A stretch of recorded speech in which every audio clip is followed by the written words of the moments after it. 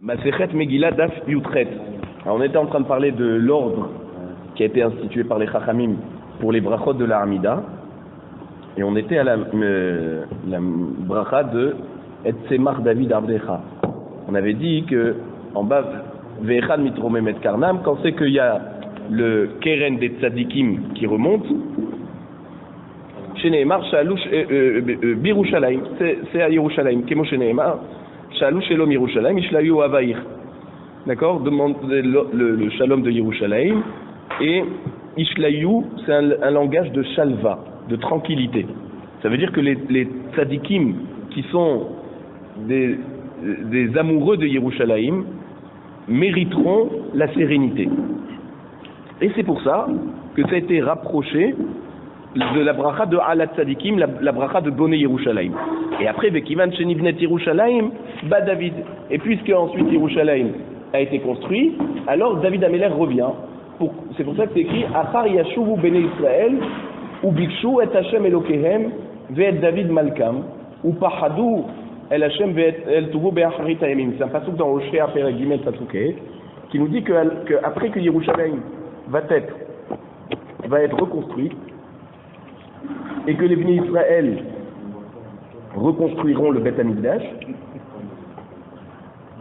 alors les Bnei Israël vont demander à Kadosh Baruch Hu que le royaume, la royauté de David règne à nouveau sur Yerushalayim. Donc c'est seulement une fois que Yerushalayim va être reconstruit. Mais qui va chez David, Tatfila. Et puisque maintenant David est arrivé dans la bracha de Et Tzemach David, alors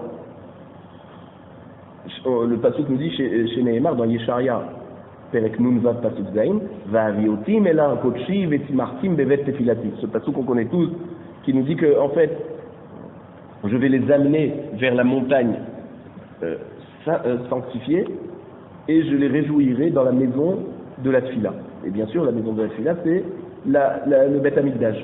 Donc après que David Améler revient, alors il amène les Bnei Israël au Beth Amikdash. Et donc c'est le Beth Amikdash qui symbolise la maison de la prière. C'est pour ça qu'après la bracha de Et Tzemach David, on a la bracha de Shema Kolenu. D'accord, Shema Kolenu, écoute notre prière. Vekevan Shebat Tefila, Bat Avoda. Puisque la Tefila est revenue, la Avoda au Beth Amikdash revient. Et ça c'est la bracha de Retsé. Chez Nehemar, Olotehem vezivchahem leratson al mizbechi. D'accord, donc leurs sacrifices seront donc expiés, mais seront expiatoires sur mon mizbeach. Toujours dans le même pasuk de Yesharia. Donc comme c'est un ordre, c'est un ordre chronologique. D'abord ils arrivent au Beth Amikdash, ensuite ils prient, et ensuite Olotehem vezivchahem leratson al mizbechi, il y a la avoda qui refait surface au Beth Amikdash. Donc c'est pas eux qui font cuire. Non, c'est pas clair ça, parce qu'il y a écrit que les Bnei Israël reviennent au Beth Amikdash. Maintenant, comment ça va se passer?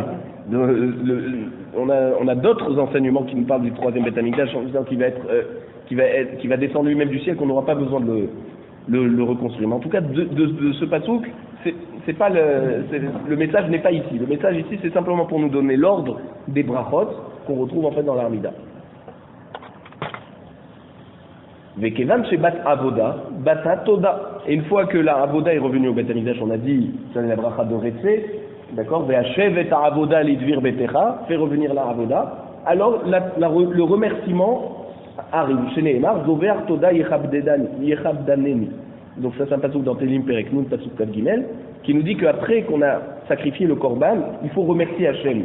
Et on ne peut pas faire de korban sans remercier ensuite Hachem. Et c'est pour ça qu'après la bracha de la Avoda, on a la bracha de Modim. Modim, c'est on remercie Akadosh Baruch Hu pour tous les miracles qu'il nous fait. Ou Maraoul Omar Birkat Kohanim. Ok, maintenant on est arrivé à Modim. Comment ça se fait que, pitom, il y a la bracha de Birkat Kohanim qui vient? Achar Oda'a. Comment ça se fait que ça vient après la bracha de Modim? Alors on nous dit Dirtiv, parce qu'il y a un pasuk qui nous dit dans Vaïkra, Perektet pasuk Kafbet, le 8e jour de l'inauguration du Beth Amikdash, du Mishkan, pardon, il y a écrit Vaïssa Aharon et Yadav El Ha'am Vaïvarechem. Aaron Cohen a levé les mains en direction du peuple et il les a bénis. Vayered me'asot achatat ve'aola ve'ashlamim. Donc c'est après qu'il a terminé de faire les korbanot expiatoires du Khatat, Ola et Shelamim. Donc on voit que, de même que Aaron HaKohen a rapproché la bracha de Birkat Kohanim à la Avodat à Korbanot, et il a béni les bénis Israël avant de descendre du Mizbeah, ainsi, dans la Hamida, la bracha de Birkat Kohanim, elle est proche de la bracha de la Avoda. Et ma Kodem Avoda, alors la Gemara nous dit, alors si déjà, tu devrais la mettre avant la bracha de Retsé, juste après la bracha de Shomé à Tefila, puisque Retsé c'est la Avoda. Et il a d'abord béni, ensuite il est descendu après avoir fait les korbanot. La Gemara te dit non. Lo salkada atar, tu peux pas dire comme ça. Dire-t-il, parce qu'on a un pasouk mefourach qui nous dit vayered me'asot achatat. Ce même pasouk, qu'est-ce qu'il nous dit? Mi ketiv la'asot. Est-ce que c'est écrit la'asot? Me'asot ketiv. C'est écrit me'asot avec un même, pas avec un lamed. Et ça nous indique quoi? Ça nous indique que d'abord, ça veut dire que Aaron HaKohen a béni les bénis Israël après Vayered Me'asot. Après qu'il a terminé la Avoda, c'est là où il allait bénir les bénis Israël. Donc tu ne peux pas faire la bracha de Birkat Kohanim avant la Avoda. Donc c'est forcément après Retsé. Ah, Velemra Chara Avoda. Alors la Gemara te dit, ok, va jusqu'au bout du raisonnement. Si c'est pas avant Retsé, ça devrait être juste après Retsé, avant Modim. Or nous on l'a mis dans l'Amida après Modim. Lo salkada atar dirtiv zover toda. D'accord? Tu peux pas dire que la Birkat Kohanim elle va juste après Retsé et avant Modim. Pourquoi? Parce qu'il y a écrit dans le passouk zover toda. D'accord? Toujours dans Tehillim, zover toda yechabtenani. Et ça veut dire quoi? Zover toda. On voit que le mot toda est après le mot zover. Zover c'est zvachim, korbanot. D'accord? Donc la Hoda'a, elle est après la Avoda. Donc Modim doit être après la Avoda. Tu ne peux pas mettre Birkat Kohanim entre la Avoda et Modim. Modim doit être juste après la Avoda. Donc une fois que tu as dit Modim, tu fais Birkat Kohanim parce que Birkat Kohanim aussi doit être après la Avoda. Maï Hazeta de Samchat Ahay, c'est mon Ahay. La Gemara dit oui, mais alors si de toute façon la Hoda'a et la Birkat Kohanim doivent être après la bracha de Retsé, d'accord, des korbanot, la Avoda. Alors pourquoi tu as plus choisi de mettre Modim après Retsé plutôt que la Birkat Kohanim? Dans les deux cas, ok, on a compris que la Avoda doit être avant Modim, avant la Hoda'a et aussi avant Birkat Kohanim. Alors pourquoi tu as plus choisi la bracha de Hoda'a à rapprocher de la bracha de la Avoda plutôt que la bracha de Birkat Kohanim? Mistabra, la Gemara nous dit c'est logique. Pourquoi? De mettre Modim avant Birkat Kohanim, c'est-à-dire juste après la bracha de Retsé. Avoda vehoda'a hadamiltahi. La Avoda du Beth Amikdash et le remerciement qu'on fait à Kadosh Baruch Hu, ça fait partie de la Avodat Hashem. On a dit qu'on peut pas mettre un korban si on remercie pas Hashem. Donc ça fait partie de la Avoda. Donc comme on a mis Retsé la Avoda, ensuite la Hoda'a qui fait partie en fin de compte de la Avoda, donc on a dit Modim, la bracha de remerciement à Hashem juste après la Avoda, et donc maintenant il reste la place pour Birkat Kohanim juste après. Parce que Avoda et Hoda'a c'est un même, c'est ensemble. Ça fait partie de la Avoda en fait. Umara ou l'Omar Sim Shalom Achar Birkat Kohanim. Ok, donc on a répondu à tout ça. Et il nous reste la dernière bracha de Sim Shalom. Pourquoi Sim Shalom se trouve après Birkat Kohanim? Dirtiv, parce qu'il y a un passouk dans Bamidbar Perekva, passouk Kavzaïm, qui nous dit Vesamu et Shemi al Bnei Israël, Va'ani avareche. Ça veut dire quoi? Après que les Bnei Israël, c'est-à-dire après que les Kohanim vont faire leur avoda, ce qui est de bénir les Bnei Israël, alors Akadosh Baruch Hu vient ensuite bénir aussi les Bnei Israël. Donc c'est pour ça que la Birkat Kohanim précède la bracha de Akadosh Baruch Hu. Bracha de Akadosh Baruch Hu, shalom. Et c'est quoi la bracha de Akadosh Baruch Hu? C'est la paix, le shalom dans le monde. Chez Nehemar, on en a besoin et on le souhaite tellement fort. Chez Nehemar, comme c'est écrit dans Tehillim, Perek Kaftet Pasuk Yud Aleph, Hashem yivarech et amo bashalom. d'accord, Hachem bénit son peuple par le shalom. Donc c'est pour ça que, après la birkat Kohanim, qui est la bracha, d'accord, à Kadosh Baruch Hu attend Kaviachol la bracha des Kohanim, pour pouvoir ensuite insuffler sa bracha de shalom. וכי מאחר ב-120 זקנים ומהם כמה נביאים תקנו תפילה על הסדר, שמעון הפקולי, מה הסדיר? Alors, la Gemara nous dit que maintenant qu'on a terminé de donner l'explication, grâce à tous les psukim qu'on a cités, de l'ordre des 18 brachot de l'Armida, alors si on nous dit que c'est 120 zekenim, d'accord, donc le Sanhedrin, la Sheikh des Sept Agedola, avec des prophètes qui étaient dans l'équipe, ils ont ordonné les brachot de l'Armida. Pourquoi on nous a dit dans Dafil Zayn plus haut que c'est Shimon Apakuli qui a ordonné les brachot, les 18 brachot devant Rabban Gamliel? Mais il y avait 120 Kohanim, 120 Chachamim qui ont institué ça. Maïs dire, qu'est-ce qu'il a ordonné comme brachot? La Gemara répond, effectivement, Shechachum vechazar vesidrum. Effectivement, qu'ils ont oublié d'abord, parce qu'ils priaient toujours par cœur. Et Shimon Apakuli est revenu pour remettre les brachot dans l'ordre, comme les Chachamim du Sanhedrin avaient institué à l'époque. Mikan ve'elach, après donc que Anshe Knesset Agedola nous ont donné l'ordre des brachot, Asur les saper beshivro shel HaKadosh Baruch Hu. Ça veut dire on n'a pas le droit de rajouter des brachot personnels pour remercier HaKadosh Baruch Hu. Des Amar Rabbi Elazar, parce que Rabbi Elazar nous dit Maï dirtiv mi yemalel gevurot Hashem yashmi akot ilato. Parce que quand vous dites que ça a été institué par les 120, alors après il dit Shimon Apakuli.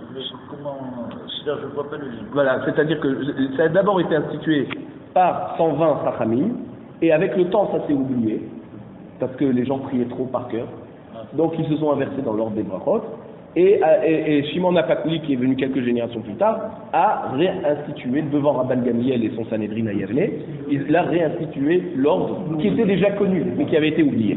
Donc on a dit après on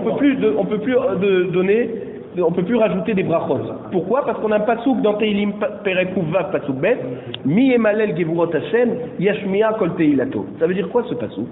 Les mina et les malel gevurot Hashem. Qui c'est qui a le mérite de pouvoir glorifier HaKadosh Baruch Hu? Les mi sheyachol et hashmiya kol teilato. Ça veut dire c'est celui qui a la possibilité de faire connaître, d'accord, de répandre toute la Tehila. Tehila, c'est toute la gloire, la louange de HaKadosh Baruch Hu. Ça veut dire tout ce que Chachamim nous ont institué dans les brachot, c'est ça qu'on a le droit de... C'est ça qu'il faut faire. C'est ça qui est beau de faire. Et donc, ça nous indique clairement que si on rajoute, alors c'est pas Kol Tehilato. On est en train de rajouter sur ce que Chachamim ont institué, et donc c'est pas beau. Comme on dit, trop bon, c'est pas bon. D'accord? De trop, les amis du bien, exactement. Amar Rabba Bar Chanan Bar Yochanan, Am Saper Beshifron Shel HaKadosh Baruch Hu Yoter Midai, mais Aikar Mina Olam. Et donc pour continuer dans ce sens, Rabba Bar Chanan nous dit au nom de Rabbi Yochanan que celui qui fait des louanges à HaKadosh Baruch Hu plus qu'il n'en faut, alors il risque d'être déraciné, c'est-à-dire de mourir avant son temps. Chez Nehema, comme on voit à l'époque dans les paroles de Elihu ben Berachel, qui a dit à Iyov, comme il a trop de louanges, il a écrit là-bas dans le pasouk, Aïsoupar lo qui adaber im amar ish qui est vous là. Alors ça veut dire quoi? C'est un pasouk dans Iyov, Perek Lamed Zayin pasouk 4. Et il dit, l'explication du pasouk c'est est-ce qu'on peut raconter des louanges sur HaKadosh Baruch Hu comme on a l'habitude de parler beaucoup? Non, on peut pas. Ah, si quelqu'un va vouloir faire ça, alors ishkiez-vous là.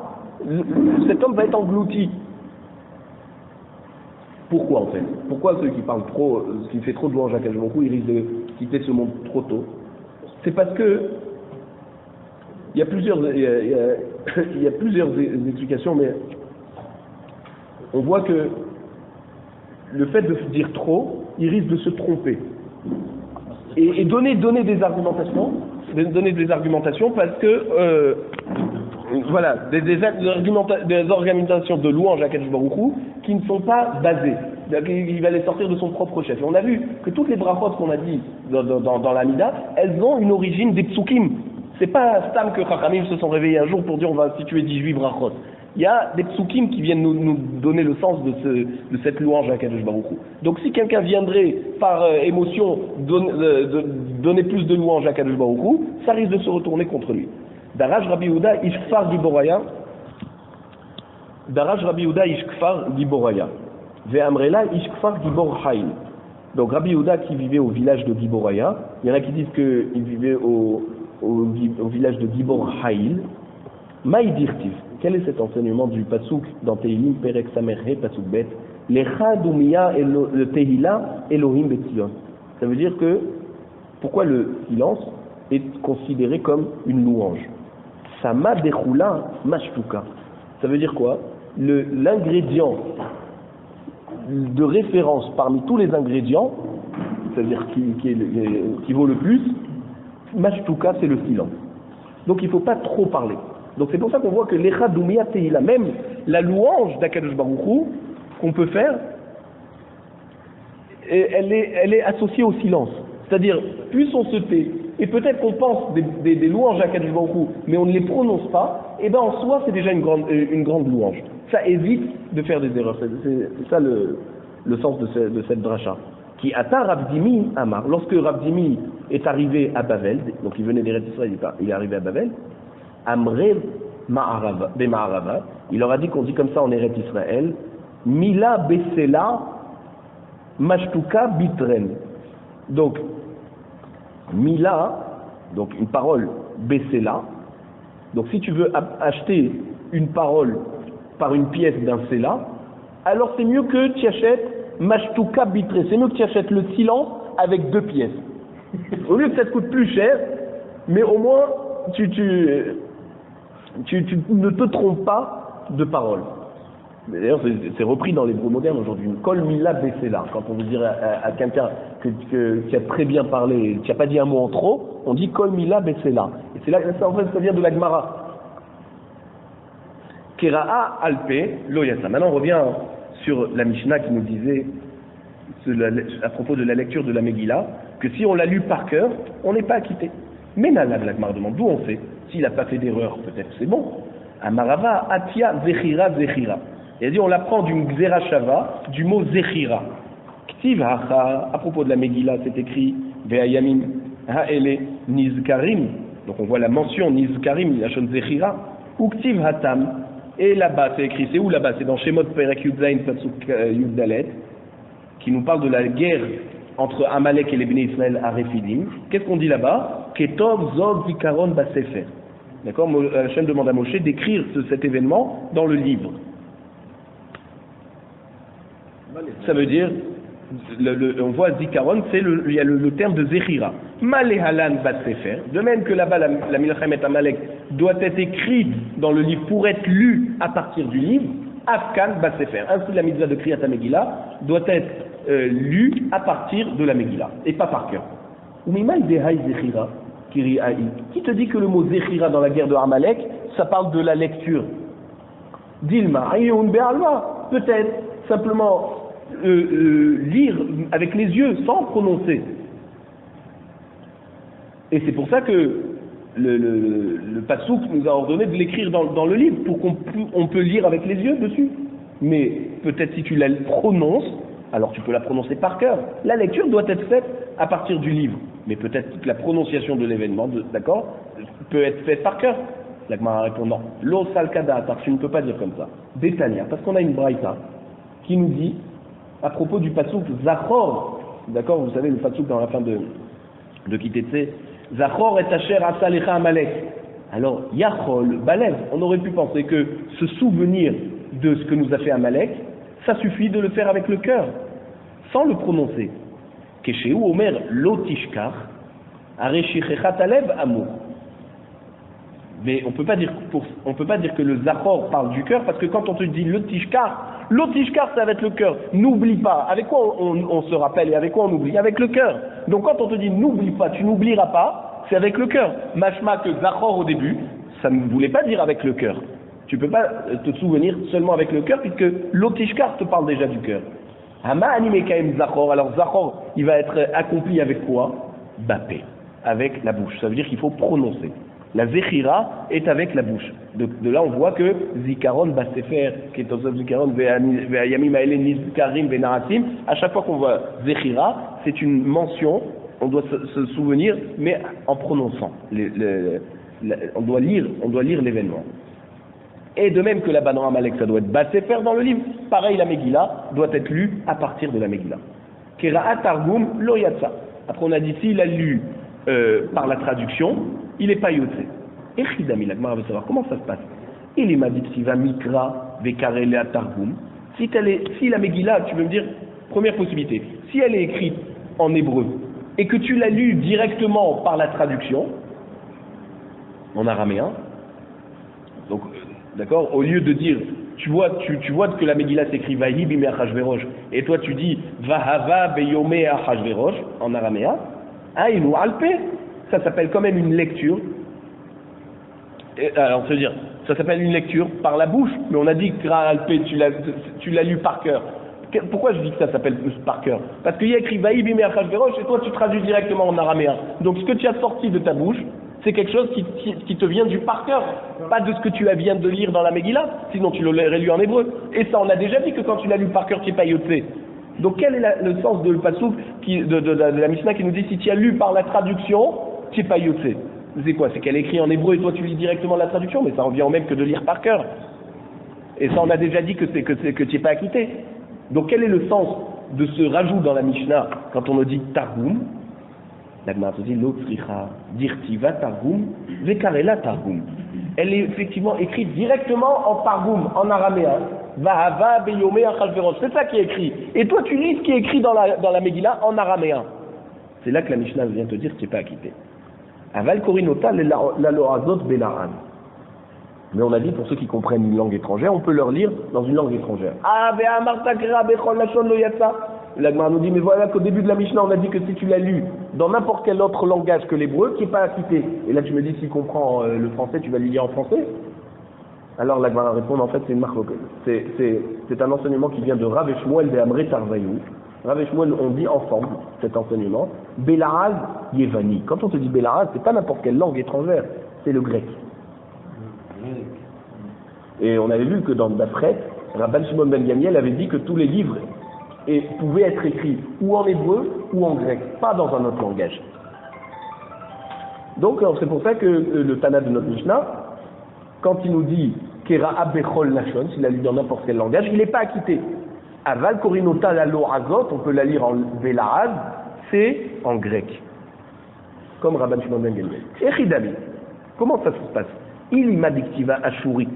Si tu veux me dire que la Megillah est écrite effectivement en hébreu, Vekarela Yevani, et il l'a lu directement en grec, donc il traduit dans sa tête en grec et il prononce la lecture de la Megillah en grec, mais lui il lit à partir d'un texte en hébreu, il nous alpé, encore une fois, c'est comme si tu l'as lu par cœur, puisque c'est pas écrit en grec. Donc, Amar Rabbi Acha, Amar Rabbi Elazar, Shektuva Belaraz Yevani. Effectivement, on est obligé de dire que finalement cette Megillah est écrite en grec et il a lu en grec. Et dans ce cas, ça s'appelle quand même que tu as lu à partir d'un texte et pas par cœur. Et voilà, d'après le Tana de la Mishnah, ça marche en grec. C'est selon qui Donc puisqu'on a ramené un enseignement de Rabbi Achab au nom de Rabbi Elazar, on en ramène d'autres qui n'ont pas forcément un lien avec la Megillah directement. Ça marche ou ça marche pas? Voilà, Bélaraz, oui, en grec. Mais il faut qu'elle soit écrite en grec. Hein. Amar Rabbi Achab, Amar Rabbi Elazar, Minaïn Shakashbohu le Yaakov El, Shekiraou Akashbohu le Yaakov El, d'où on sait qu'Akashbohu a appelé Yaakov Avinu El, chez Nehema, comme c'est écrit dans Bereshit, Perek Lamed Gimel Patsukaf, après que Yaakov Avinu est revenu de la maison de Lavan et qu'il a acheté un petit terrain à Shrem, donc juste avant l'histoire de sa fille d'accord, Dina avec Shrem. Alors il y a écrit là-bas, Vayatsef Sham Isber Vaikralo El Elohei Israël. Donc on voit que Akadosh Baruch Hu a appelé Yaakov El. De Isal Kadatach la Misbeach Karale Yaakov El. Si tu veux me dire que non, c'est Yaakov qui a appelé son Misbeach, il l'appelait El, alors on aurait dû dire Vaikralo Yaakov mi Ba'ele. Au lieu de dire Vaikralo El Elohei Israël, on aurait dû dire Vaikralo Yaakov El Elohei Israël. Or, on n'a pas dit Yaakov. Et là, Vaikralo, qui c'est Vaikralo? Les Yaakov, El. C'est Akadosh Baruch Hu qui appelait Yaakov, il appelait El. Ou Mikerao El, et qui c'est qu'il appelait El? Eloké Israël. Le Dieu d'Israël, c'est lui qui appelait Yaakov, il appelait El.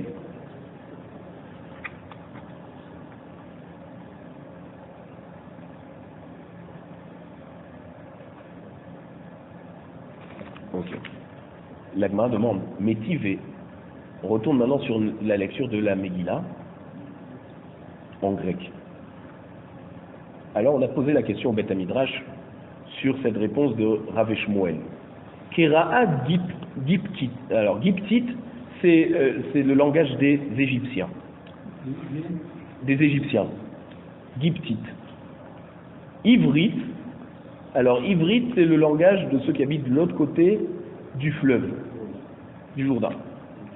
Et donc, et là, c'est pas, d'après Tiferet Israël, c'est pas le Jourdain, c'est le Nar du Prat, le Frat. Donc on est plutôt près de l'Irak.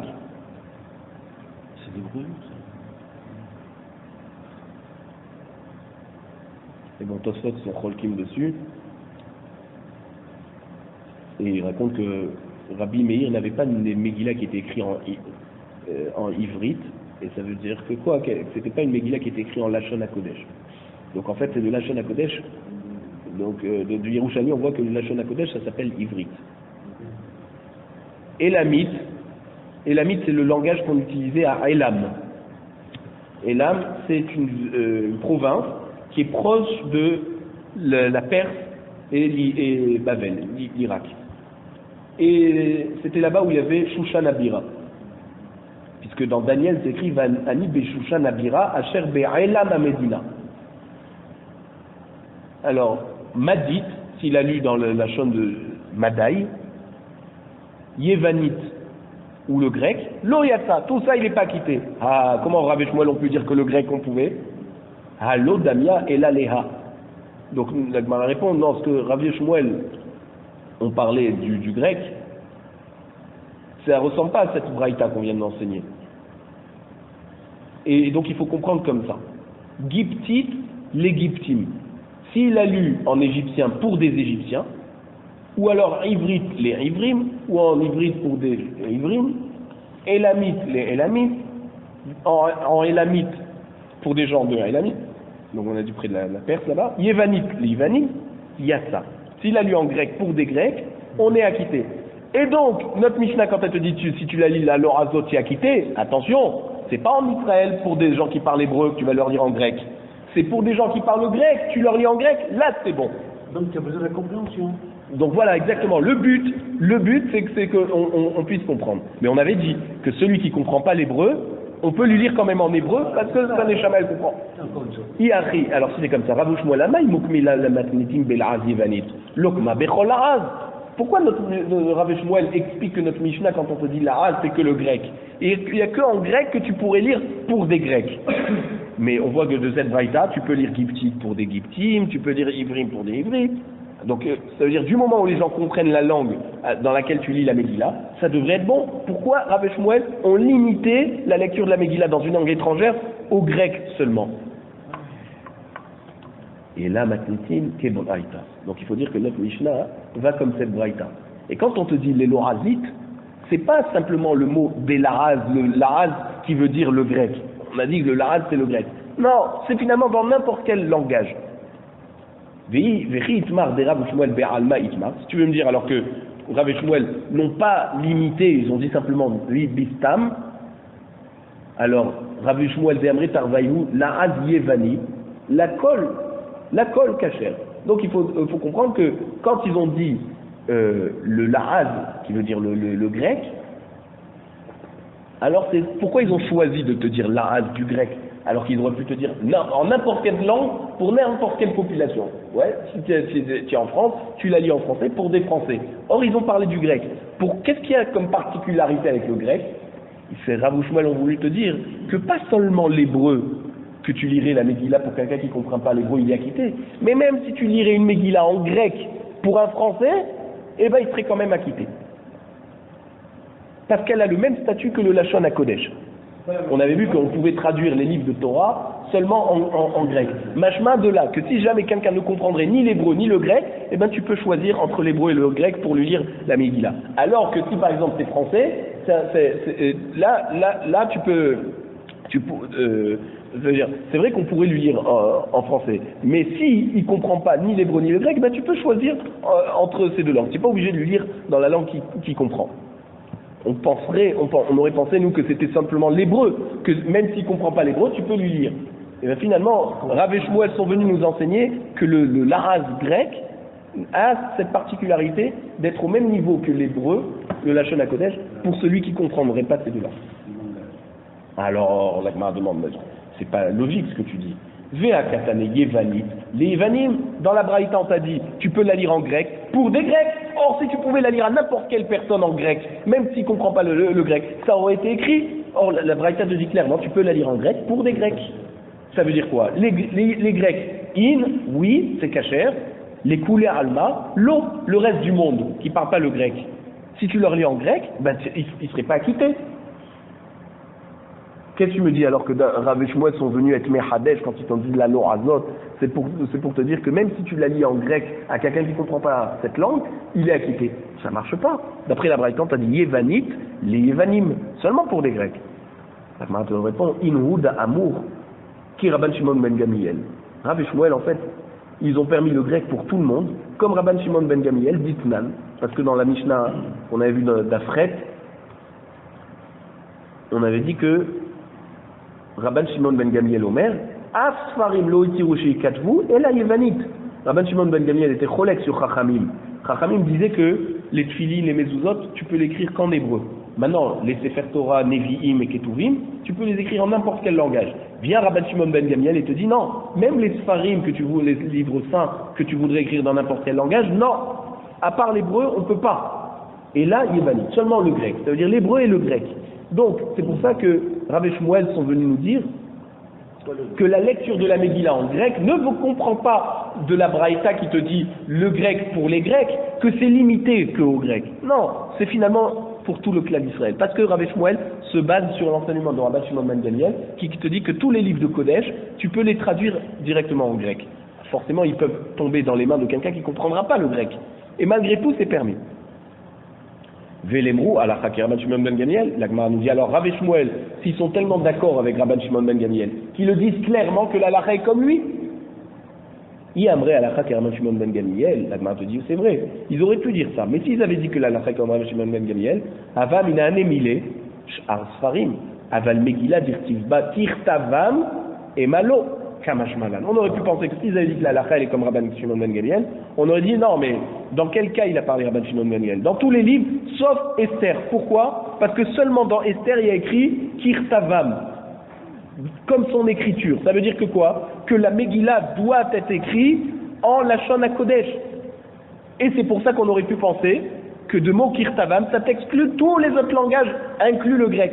Quand Rabban Shimon ben Gamliel a permis de traduire la Bible, c'est tous les autres textes, sauf Esther, parce que Esther, il y a écrit Kirtavam, comme son Lachon, comme son écriture. Kamashmala, non. C'est pour ça que Rav et Shmuel sont venus nous dire que la lecture de la Megillah n'est pas obligatoire en Lachon HaKodesh, et elle peut être aussi en grec. On a dit c'est celui qui comprend une langue étrangère, qui ne comprend pas l'hébreu.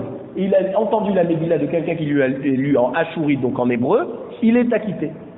Ve'alo yada makabre, comme vous avez demandé. Mais il ne comprend rien de ce qu'on raconte dans cette Megillah. Comment tu dis qu'il est acquitté? Midi de Hava Anashim Ve'armeh Haaret. La Gemara nous dit,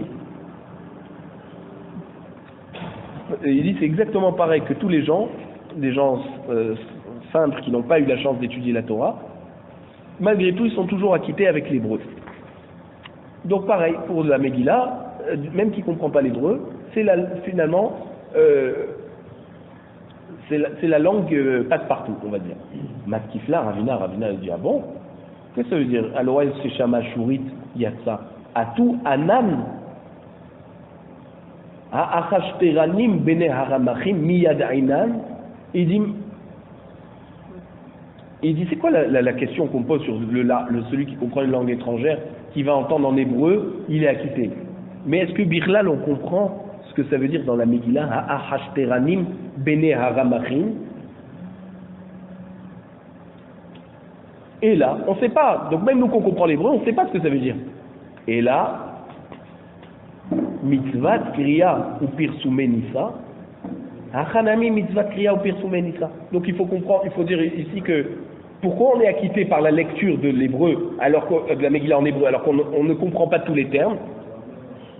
C'est parce que on est en train d'accomplir la lecture de la Megillah et le pirsum hanes. Pirsum hanes, c'est proclamer le nes par le fait qu'on comprend ce miracle qui s'est passé. Il dit alors pareil, pour celui qui comprend une langue étrangère, ou des femmes, ou des gens du peuple qui ne comprennent pas l'hébreu, il dit, par le fait qu'on leur lit la Megillah en hébreu, ils accomplissent la mitzvah de lecture, au moins la lecture, puisque c'est écrit en hébreu, donc au moins la lecture, et pirsum nisa. Ça veut dire quoi? Puisqu'ils demandent, mais qu'est-ce qui s'est passé? Ils ne comprennent pas la lecture de la Megillah. Donc ils vont poser des questions aux gens qui ont compris. Après la Megillah, ils vont dire, mais qu'est-ce qu'on raconte? Alors on va commencer à leur raconter. Et comme on commence à leur raconter, on proclame le nes sans s'en apercevoir. Donc c'est pour ça on est quand même acquitté, même qu'on leur a lu la Megillah en hébreu. Parce que grâce au fait qu'on leur a lu en hébreu, il y a forcément quelqu'un qui comprend et qui va leur expliquer, donc il va y avoir un pirsum hanes. On peut le faire après. On peut apprendre en lecture. Oui, mais la lecture de la Megillah, elle est au moins à partir du texte de la Megillah. Après, on a dit Kara Serugin Yatsa. S'il a lu en plusieurs fois, mais toujours dans l'ordre, c'est-à-dire il s'est endormi au milieu, il a somnolé, il est quand même acquitté. Alors la Gemara nous dit Lo havu yad'er rabanan mai Serugin. Chachamim au début ne savaient pas ce que ça voulait dire Serugin. Shamo'a le Amta de Berabi. Un jour, ils ont entendu la servante de la maison de Rabbi. Deka Amra Lehu les Rabanan, de Ave Aïne Piske les Berabi. Elle s'est adressée un jour aux Chachamim qui rentraient par groupe, Piske c'est par groupe, dans la maison de Rabbi pour apprendre la Torah. Ad matay atem nichnasim serugin.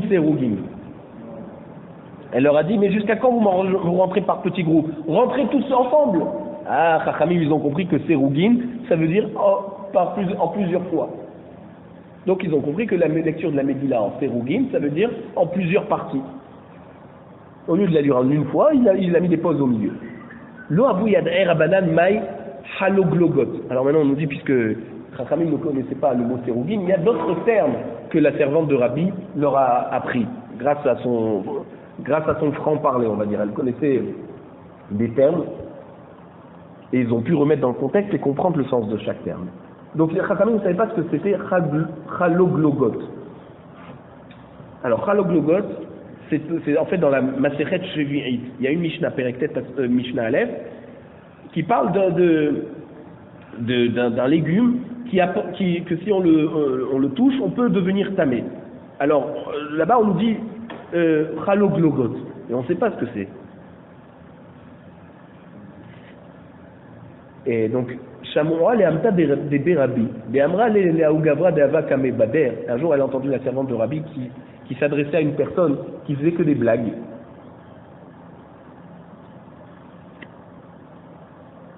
Par Pechiné.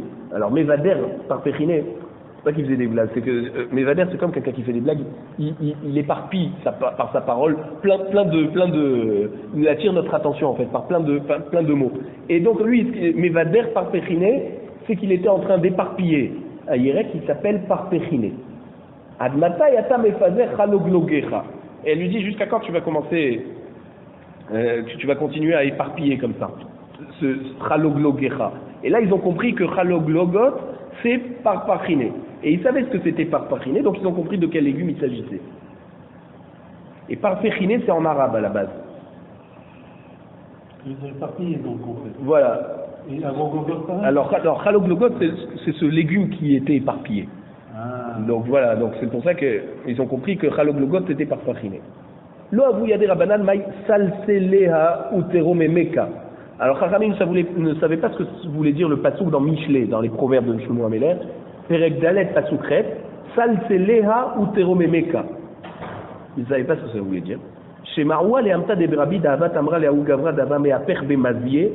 Alors un jour, ils ont entendu la servante de Rabbi qui disait à un homme qui était en train de lisser ses cheveux.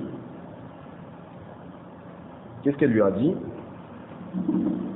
Amrale, Admata yata mesalsel bisearecha. Il a dit jusqu'à quand tu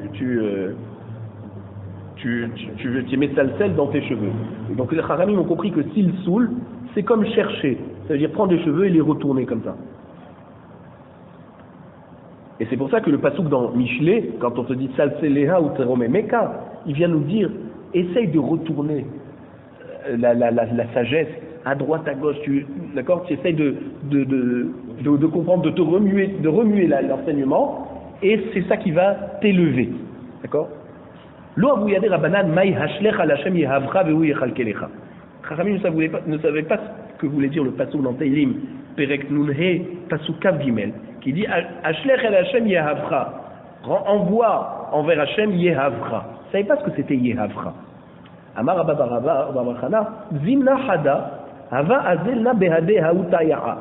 Alors Rabba Barachana, il dit un jour j'étais en chemin avec ce marchand arabe, Veka Darena Tuna, et j'étais chargé, d'accord, j'avais une charge sur mon dos. Ve'amarli Shekol Yehavar Ushde Agamlai. Il lui a dit enlève, c'est-à-dire prends ta charge et jette-la sur mon chameau. Donc ils ont compris Yehavra, c'est la charge. Donc ils ont compris du passage que le David Amer veut dire dépose ton fardeau sur Akadosh Baruch Hu et c'est lui qui va te nourrir. La charge c'est Shakoul aussi. Hein? La charge c'est Shakoul. Alors Shkol Yehavra, prends, Shkol c'est prends, Yehavra ta charge. Non, c'est pas Shkol la charge? Non, Shkol c'est prendre. En fait, d'accord, prends ta charge et mets-la sur le chameau. Lo avu yader Rabbanan mai vetetetia bematate hashmed. C'est un pasuk dans Yesharia. Perek Kav Dalet pasuk Yud Gimel. Chachamim ne le comprenaient pas. Shamra l'amta de Berabi. Vous avez entendu donc la servante de Rabbi. Dahavat amra la haverta, elle disait à son amie, qui était aussi donc une autre servante. Shekuli tatita vetati beta. Ça veut dire prends le balai et balaye la maison. Donc ils ont compris que tatua, d'accord, le vetetetia vetmatate hashmed, ils ont compris qu'en fait il s'agit d'un nettoyage. Et ils ont compris que le pasuk voulait nous dire que Akadosh Baruch Hu va nettoyer Bavel comme avec le balai qui enlève tout sur son passage. Tanoura Banan. L'Agmar nous dit Tanoura Banan. Kerab, Serugin, Yatsa. Tourne la page. S'il a lu donc en plusieurs parties, il est acquitté. Seroussine, ça veut dire il a lu en arrière. Ça veut dire au début on a dit les mafréa, c'est en arrière, ça veut dire commencer par la fin et arriver au début. Oui. Mais c'est quoi commencer par la fin? Dire quand même le pasouk dans l'ordre, du dernier pasouk, et ensuite l'avant-dernier pasouk. Là ici, c'est le pasouk lui-même qui commence par le dernier mot du pasouk pour arriver à la fin. C'est-à-dire il a lu toute la Megillah, le mot, ça veut dire comment dirais-je, chaque mot qui précède l'autre mot, il a lu après. Ça veut dire Pas pasouk, il a fait. Voilà, pas pasouk, mot à mot, il a lu mais à l'envers. Loyata, ça c'est sûr qu'il n'est pas acquitté. Rabbi Mona Omer Mishum Rabbi Yehuda, Abbe Serugin, Im Shahak et Deligmor et Kula, Choser la Roche.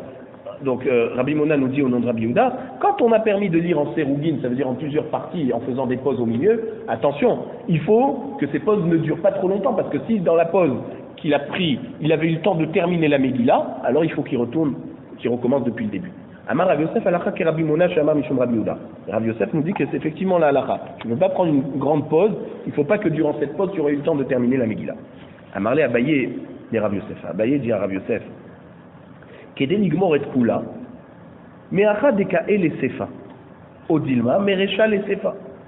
Alors, Abaye demande à Rabbi Yosef, à son Rav en fait, il lui dit, ce que Rabbi Yehuda nous a dit, qu'est des ligmor et Skoula, s'il a fait une pause qui lui aurait laissé le temps de terminer toute la Megillah, s'il ne s'était pas arrêté, alors, Me'echa Dekael et Sefa, à partir du moment où il s'est arrêté de lire jusqu'à la fin de la Megillah, ou alors cette pause, quand on parle d'une pause qui t'aurait laissé le temps de terminer la Megillah, c'est pas terminer la Megillah, c'est de lire toute la Megillah. Donc s'il est par exemple au milieu de la Megillah, il fait une pause, est-ce qu'on considère c'est le reste de la Megillah qui devait lire, et c'est cette pause qui devrait être limitée, si par exemple il lit la Megillah en une demi-heure, eh ben il est au milieu de la Megillah, donc il ne peut pas faire une pause de plus d'un quart d'heure, ou alors que non, quand on dit s'il a fait une pause qui lui aurait laissé le temps de terminer la Megillah, c'est de lire toute la Megillah, et donc s'il a fait une pause de moins d'une demi-heure, c'est encore bon. Ça c'est la question. Amar les Mereshal et Sefa. Il dit oui, c'est une bonne question, c'est du début jusqu'à la fin. Ça veut dire tant qu'il n'a pas fait une pause qui lui aurait laissé le temps de lire toute la Megillah du début jusqu'à la fin, alors cette pause n'est pas considérée comme comme un arrêt trop long qui lui annulerait ce qu'il a déjà lu et donc il lui nécessiterait de retourner depuis le début de la Megillah. Parce que si tu dis que c'est par rapport à l'endroit où il se trouve dans la Megillah, alors tu as donné ton enseignement qui est limité à des shiurim. Un il va comprendre comme ça, l'autre il va comprendre comme ça. C'est pas qu'il va comprendre, c'est que pour un qui va faire une pause d'un quart d'heure, ça sera encore bon, alors que pour l'autre qui était encore au début de qui était à la fin de la Megillah et qui aurait fait une pause d'un quart d'heure, et dans ce quart d'heure il aurait largement le temps de terminer la Megillah, alors lui tu vas dire ah non tu as fait une pause trop longue, il faut que tu reprennes depuis le début. Alors c'est pour ça qu'on dit que quand on dit faire une pause, c'est une pause assez longue de manière à lire toute la Megillah. Et là ça laisse le même shiur pour tout le monde. Si en général les gens ont l'habitude de lire en une demi-heure, donc tu ne peux pas faire une pause de plus d'une demi-heure. Amar Rabbi Abba, Amar Rabbi Yirmiyah, Baraba, Amar Rav. Halacha ki Rabbi Mona. Donc effectivement la halacha est comme Rabbi Mona qui nous dit que si tu as trop tardé dans ta pause, il faut, et que tu avais le temps de faire toute la Megillah, tu peux te retourner au début. Ou Shmuel Amar en halacha ki Rabbi Mona. Shmuel n'est pas d'accord avec ça.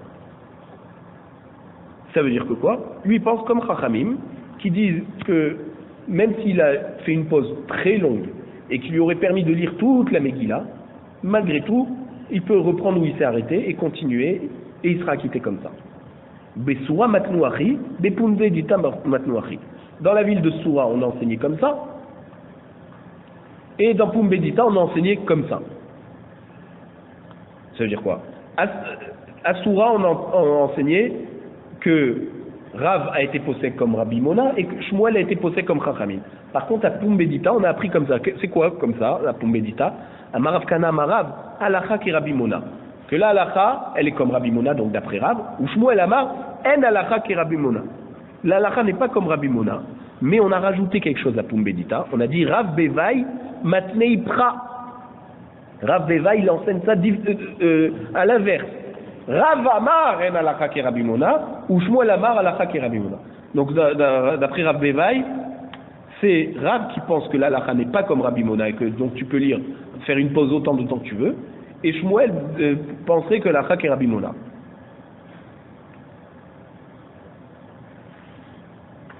Donc Rav Bevai, c'est en général Rav Bevai bar Abaye, le fils de Abaye.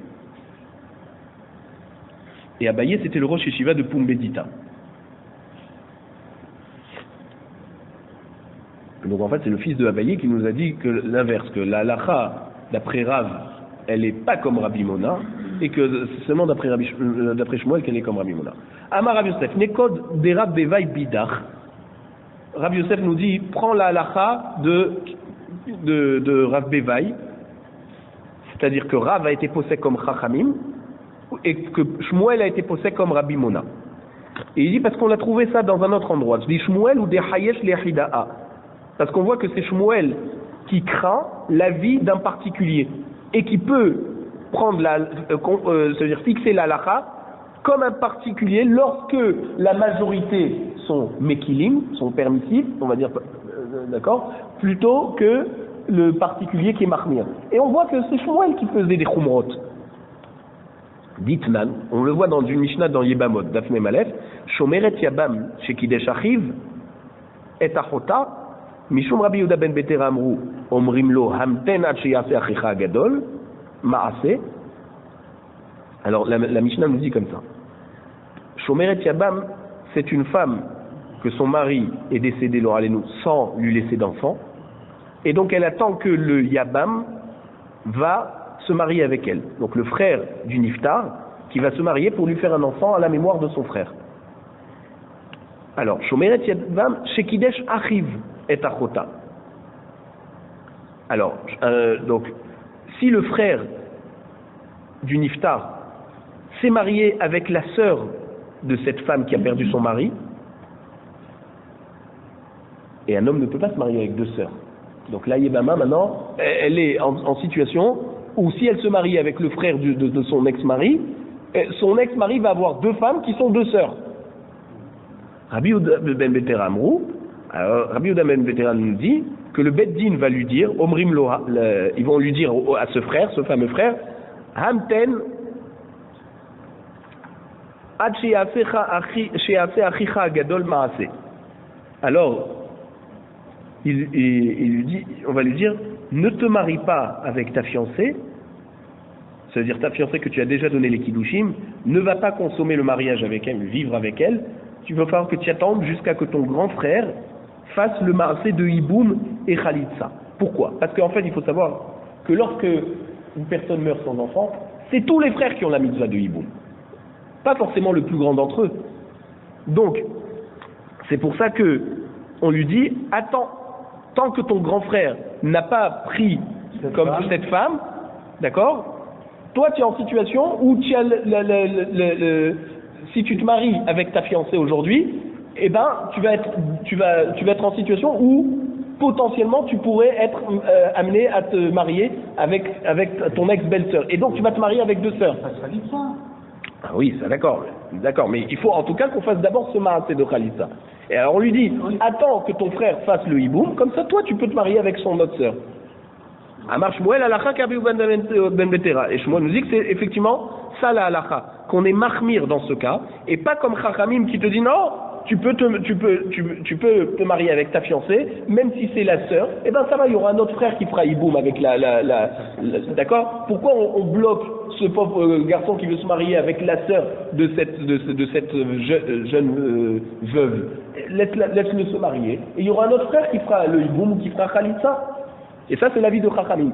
Shmuel a été mahmir, comme Rabbi Yehuda ben Betera, qui dit que non, tous les frères sont bloqués, même celui qui est fiancé avec la sœur de la veuve. Maintenant, si lui fait Khalitsa, les autres ne sont pas bloqués pour autant. Alors. Si lui fait avec elle Khalitsa. Non, il faut voir dans Yebamot. C'est possible que du moment où elle reçoit la Khalitsa, c'est tous les frères qui sont. Le but de la Khalitsa, c'est qu'elle soit permise à tout le clan Israël. Donc ça m'étonnerait qu'il faudrait que tous les frères lui fassent le Khalitsa. Une sœur qui était fiancée dont le mari est mort. Non, c'est une sœur qui est fiancée avec le frère du Niftar qui était marié avec la sœur de cette fiancée. Donc ça veut dire, voilà, qui est mort son enfant. Donc on voit que Shmuel va dans la Khumra. Et c'est pour ça que Rav Yosef nous dit, suis l'enseignement de Rav Bevaï qui te dit que Rav pense que la halakha n'est pas comme Rabbi Mona, et Shmuel prend une Khumra sur lui, comme Rabbi Mona, et de dire que toute la pause qu'on t'a laissé faire pendant ta lecture de la Megillah, et fais attention que ça ne soit pas une pause qui soit aussi longue que la lecture de la Megillah. Tanoura Banan. Ishmit bas sofer otiyot, au psukim. Maintenant, tu as une Megillah devant toi où il manque des lettres, ça veut dire des mots, ou même des psukim. Vekar'an Koré. Et le lecteur qui avait l'habitude de lire la Megillah, il les a lus de son propre chef par cœur. Kimeturgeman hametargem. Yatsa. Donc il les a lus comme le traducteur qui n'a pas la traduction devant lui. Il entend la lecture et il traduit directement. Donc pareil, lui il n'avait pas le pasuk devant lui et il a lu directement. Yatsa. C'est quand même acquitté. La Gemara demande métivé. Hayuba otiyot metustashot omekoraot. Si dans la Megillah il y avait des lettres qui étaient coupées ou alors interrompues, ça veut dire c'est quoi Metustashot ou Mekuraot? Ça veut dire ou voilà, ou pas clair ou coupé. Imrishuman nikar, si on voit encore la forme de la lettre sur le parchemin, keshera, la megillah reste cachère. C'est pas comme les Sefer Torah. Vimlav soula. Mais sinon, c'est pas soul. Alors là, c'est encore pire. Là, il manque carrément le mot. Et tu me dis qu'il a lu par cœur et s'est acquitté. Lo kashia, pas de problème. Habekula, habemixata. Quand la Braïta te dit que toutes les lettres elles sont pas claires ou elles sont entrecoupées, ça, c'est toute la Megillah qui est comme ça. Mais la Braïta qui te dit qu'il manque quelques mots, c'est juste quelques mots. C'est pas toute la Megillah. Donc, s'il manque quelques mots, c'est pas grave. Mais si toute la Megillah elle est pas claire, alors là, c'est là où il y a un problème. Il faut que ça soit quand même reconnaissable. Il faut que l'histoire se tienne. Voilà. Tanoua Banan. Chachamim nous enseigne Ish midba kore pasuk echad lo yomar ekra et kula ve'achar ekra oto pasuk.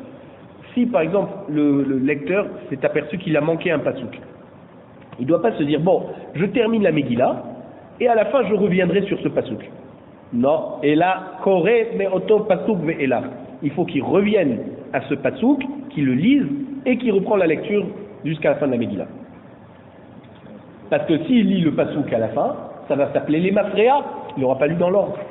Nichnat les bet hakneset, umatzat tzibur shekaru chetzia. Ça arrive très souvent, ça, à Purim. Quelqu'un qui rentre à la synagogue, il voit que les gens ont déjà lu la moitié de la Megillah. Lo yomar, il ne doit pas se dire ekra chetzia, voilà, j'écoute la fin de la Megillah, imatzibur, avec tout le monde, ve'acharkar, ekra chetzia, après je rentre chez moi à la maison et je lirai le début de la Megillah jusqu'à là où je suis arrivé. Et là, Koré Otam Itrila Vatsofa, il faut qu'il trouve une autre synagogue, ou alors qu'il la lit tout seul, du début jusqu'à la fin. On a dit Mitnamnem Yatsa. S'il s'est endormi, donc ça veut dire, il était en train de lire la Megillah et il somnolait, il est quand même acquitté s'il a bien lu. Echidami Mitnamnem, comment c'est possible? Mitnamnem. Ça, c'est un enseignement qu'on a déjà vu dans d'autres masertot. Amara Vashi, Nim Velonim, Tir Velotir. C'est ça que ça veut dire mitnamnem. Ça veut dire dormir, mais pas vraiment dormir. Tir, ça veut dire réveiller et pas vraiment réveiller. Alors, des caroulés vers aller. Quand on l'appelle, il répond son nom.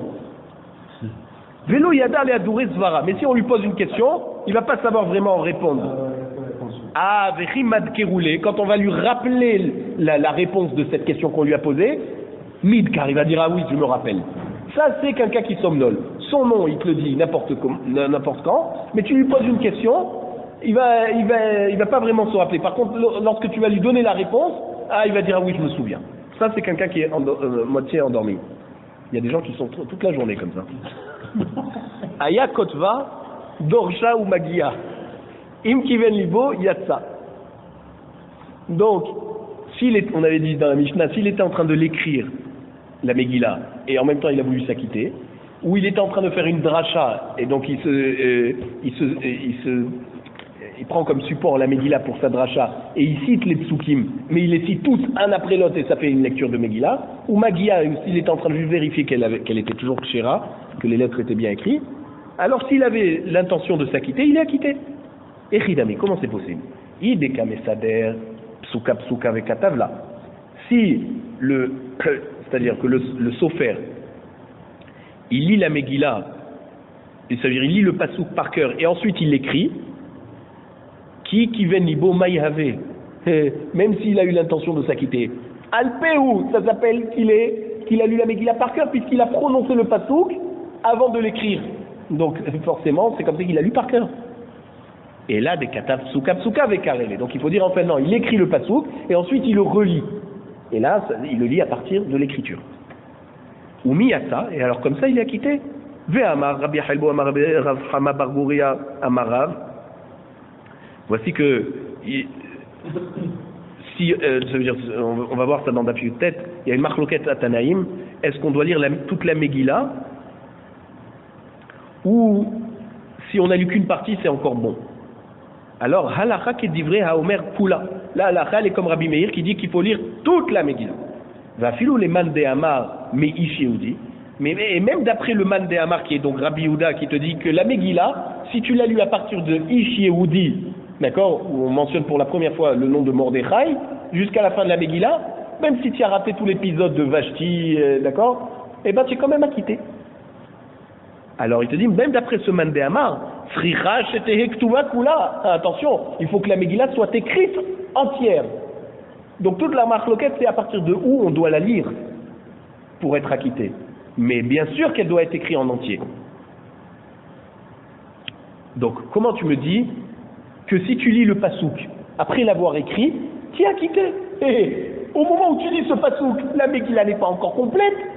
Donc même la lecture de ce pasouk à partir de l'écriture que tu viens de faire ne devrait pas marcher. La Gemara répond, et là des mancha Megillah kameh. Il faut dire qu'il a une autre Megillah devant lui comme modèle.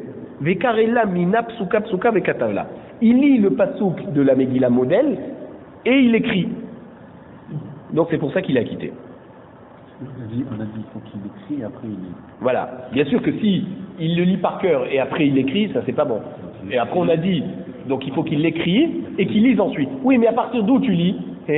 Tu lis à partir d'une Megillah complète qui te sert de modèle, pas de la Megillah que tu es en train d'écrire. Ça c'est le chidouch.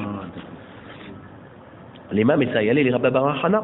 Peut-être que ça, alors cette conclusion en fait vient aider Rabba Bar Hana. Rabba Bar Hana, Amar Rabbi Yohanan.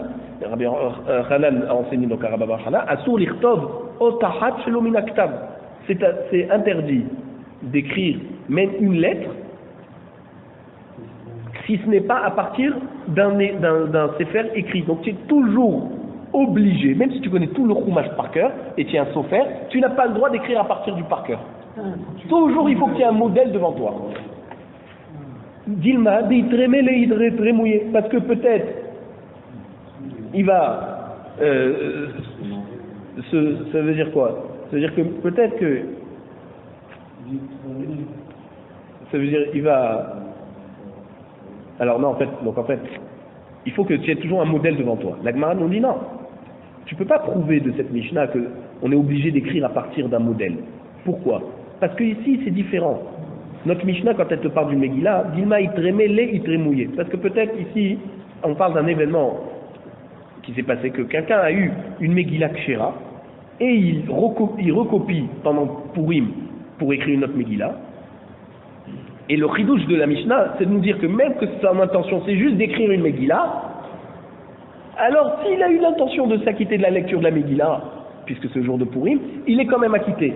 Mais ne viens pas généraliser et dire que dans tous les livres que tu voudrais écrire, il faut que tu écrives à partir d'un modèle. Non, ici c'est un cas particulier, parce qu'il écrit une Megillah, et d'un autre côté il a l'obligation de lire.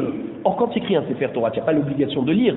C'est seulement à Purim où tu peux être en situation de lire quelque chose d'écrire quelque chose que tu es obligé de lire. C'est quoi la suggestion? Donc c'est pour ça que seulement dans ce cas il te faut un modèle. Mais ne va pas généraliser pour les autres cas. Dilma des itremé les itremouillés. Ça veut dire que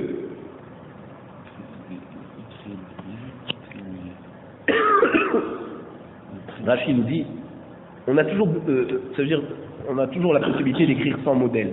Et notre Mishnah qui vient nous dire d'itramélé, ça veut dire il va avoir l'occasion d'avoir une Megillah, ou il va la copier. Et le chidouche ici, c'est que s'il a l'intention de s'acquitter de la lecture de la Megillah en copiant d'une autre Megillah, il est acquitté. L'Agmar nous dit Goufa, Amar Baba Hanan Rabbi Yochanan, Asur lichtov otachat shelo min haktav. Donc on voit maintenant l'enseignement de Rabbi Yochanan qui nous dit tu n'as pas le droit d'écrire un mot, d'accord, une lettre, si c'est pas à partir d'un modèle. De quoi, de la Megillah? Lui, Rabbi Yochanan, il a parlé de tout. Mais Tivé. Alors, on a posé la question au Beth Midrash. Voici qu'il y a une braïta, une tosefta dans Megillah, Perek Bet Halachabet, qui nous dit comme ça. Amar Rabbi Shimon ben Elazar. Ma'aseh be Rabbi Meir. Un jour, l'histoire de Rabbi Shimon ben Elazar raconte l'histoire de Rabbi Meir. She'alach le'aber shana be'Asiya. Il est parti demander à la ville de Asiya de rajouter un mois, un deuxième mois de Hadar. Velo Ayasham Megillah. Et là-bas, il n'y avait pas de Megillah écrit en hébreu. Urtava milibo ukraa. Donc, il a écrit, puisque les mitzvot de Purim, il faut les refaire pendant le deuxième mois de Hadar, que tu as rajouté. Et là, il n'avait pas de Megillah. Il a écrit par cœur la Megillah et il s'en est servi pour faire la Megillah le jour de Purim. Donc, tu vois qu'il a écrit à partir du par cœur. Amar Rabbi Abaou Sha'ane Rabbi Meir Demikayem Be Ve'afapecha Yashiru Negdecha. Il c'est différent Rabbi Meir parce que lui, le pasouk dans Mishlei Perek Dalet Kafre s'applique à lui. Ve'afapecha Yashiru Negdecha. Ça veut dire quoi?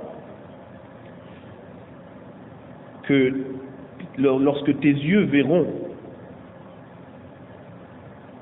ce que tu as créé, alors tu iras dans le droit chemin. Donc ça veut dire que Rabbi Meir, on ne craignait pas qu'il allait se tromper ou quoi que ce soit. Lui, il voyait tellement juste, tellement droit, il était toujours droit, rien que de ce qu'il voyait autour de lui, de ce qu'Akadosh Baruch Hu a créé. Alors c'est pour ça qu'on ne craignait pas avec lui qu'il risquait d'avoir des erreurs. Mais c'est seulement Rabbi Meir, pas les autres. Amarli Rabbi Barchama et Rabbi Irmia Midifti. C'est quoi le sens de ce pasouk qui s'est appliqué à Rabbi Meir? Amarlo, Afapim, c'est quoi Afapim? Elo divrei Torah. C'est les paroles de Torah. Dirtiv Behu, parce que c'est écrit dans Mishlei, toujours dans Mishlei, c'est là, Perek 4 Gimel Pasouké. Hataif Enecha Bo Ve'enenu. Ça veut dire, si tu fermes tes yeux de la Torah, elle s'oublie. Comme un clignement d'œil. Va filou achi, malgré tout, meyusharin hen etzel Rabbi Meir. Ça reste, ça veut dire, les paroles de Torah restent bien claires aux yeux de Rabbi Meir. Donc même s'il lui fermait les yeux, il n'oublie rien de sa Torah. Donc c'est pour ça que il savait les mots de la Torah et il savait s'il y avait avoir un mot en trop ou un mot manquant. Donc c'est pour ça que lui, il pouvait se permettre d'écrire toute la Megillah à partir de sa mémoire. Rav Chizda, Shkechel et Rav Hananel avec Katav Sfarim, Shelo Milaktab. Un jour, Rav Chizda, il a trouvé Rav Hananel qui avait écrit des livres saints bien sûr, mais à partir de sa mémoire, pas à partir d'un modèle. Amarle, Re'uya kol Torah kudla likatev al picha, et la karabu chachamim atzur lichtov ot achat shelo minaktav. Et il dit, toi, c'est vrai que tu peux écrire la Torah parce que tu vas rien oublier. Mais Chachamim nous ont indiqué qu'on n'a pas le droit de faire ça. Même si je crains pas que tu vas oublier des mots. Mais on n'a pas le droit de le faire. Chachamim n'ont pas de cité de cas particuliers. Ils ont généralisé à tout le monde l'interdiction d'écrire à partir de la mémoire. Mideka quand la Torah kula eruyat shetikatev al picha, comme Rav Frizda il a dit à Rav Hananel, toute la Torah elle peut être écrite par ta bouche, ça veut dire tu connais tout par cœur. Miklal, des Miyushuarin en Etzlo. Ça veut dire que tous les mots de la Torah sont dans l'ordre, celui dans sa mémoire. Il n'y a pas de souci. Vers Rabbi Meir Katav, tu vois que Rabbi Meir a quand même écrit Megillah par cœur. C'est-à-dire, on voit que Rav Frizda a dit à Rav Hananel, même que toi tu connais tout par cœur, Chachamim ont interdit. Pourtant, Rabbi Meir, il ne s'est pas dit que Chachamim ont interdit pour lui. Il s'est permis d'écrire. La Gemara répond, oui, mais attends. Sha'at adhag sha'ane. C'était un moment particulier. S'il n'écrivait pas à partir de sa mémoire, il n'y aurait pas eu de Megillah. Donc c'est pour ça que c'est un cas particulier que Rabbi Meir s'est permis d'écrire en faisant confiance à sa mémoire. Abaye Shara Lidve Bar Havu les Mirtav Tfilin Umzot Shelo Minaktam. Un jour Abaye a permis à les enfants de Bar Habu qui vendaient des tfilines, il leur a permis les mirtav tfilin umzot shelo minaktav. Comme toute la journée ils écrivaient, c'était une usine de tfilin dans cette maison, alors il leur a permis d'écrire les parachiotes par cœur. Abaye, il leur a permis. Keman, comme qui pensait Abaye, qui haïtana, comme ce Tana, des Tania, parce qu'il y a une braïta qui nous dit, Rabbi Irmia Omer Mishum Rabbenu. Donc Rabbi Irmia nous dit au nom de Rabbenu. Qui c'est Rabbenu? Alors, on pense que c'est Rabbi Yehuda Anassi, qui dit Tfilin ou mezuzot nirtavot shelo minaktav. Tfilin et mezuzot, c'est des petites parachiotes, tu peux les écrire par cœur, à partir de ta mémoire. Ven trichot sirtout. Et en plus, il n'y a même pas besoin de mettre des traits, de tirer des traits avec la lame pour faire des lignes droites. Tu peux les écrire comme ça te vient. Veil cheta. Et la halakha et Moshe Messina essaie de dire que tfilin en trichin sirtout. Les tfilin, tu n'as pas besoin de tirer des lignes.